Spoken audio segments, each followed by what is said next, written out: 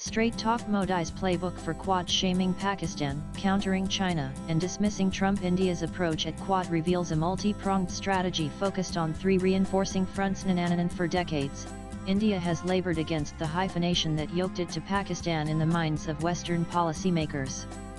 After all, such hyphenation often resulted in frustratingly balanced calls for restraint on both sides following terror attacks that were planned, sponsored, and launched from Pakistani soil. The Quad joint statement marks the most significant step yet in dismantling this outdated and dangerous framework.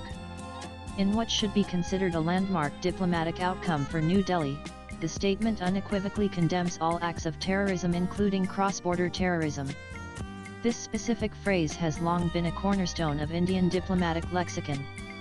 It formally acknowledges the state-sponsored nature of the threat India faces, shifting the global narrative from a vague dispute to a recognized act of aggression directed from beyond its borders, often at the behest of religious zealots who command and control the Pakistani military. In fact, prior to the meeting, Dr. J. E. Shankar told international media that victims and perpetrators of terrorism must never be equated and that India will exercise its right to self-defense.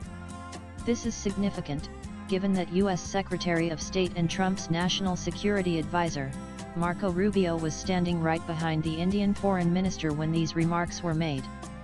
This was India making it clear, not so subtly I might add, that any efforts to hyphenate India with Pakistan will not just be rejected diplomatically, but also provoke a robust and unapologetic response from New Delhi.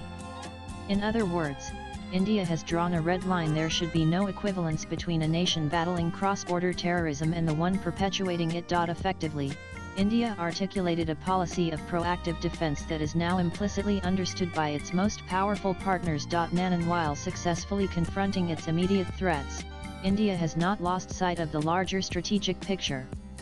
The primary mandate of the Quad has always been the Indo-Pacific and keeping it free and open.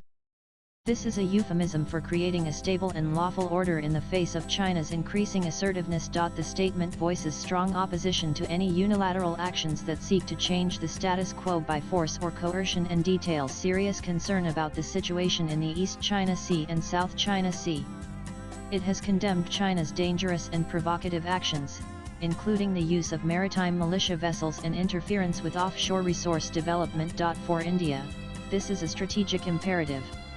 A free and open Indo-Pacific is essential for its trade, energy security, and to prevent strategic encirclement, which has long been China's motive.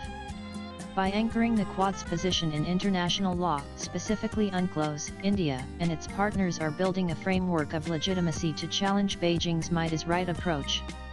Tangible initiatives, like the Quad Critical Minerals Initiative to counter the weaponization of supply chains and the Quad Ports of the Future Partnership in Mumbai, position India as a central hub and a tangible alternative to China's Belt and Road Initiative. Moreover, the Coast Guard of the four Quad nations have also begun joint drills in the region. The message to China could not be clearer. The third pillar of India's confident diplomacy is the quiet but firm assertion of absolute sovereignty.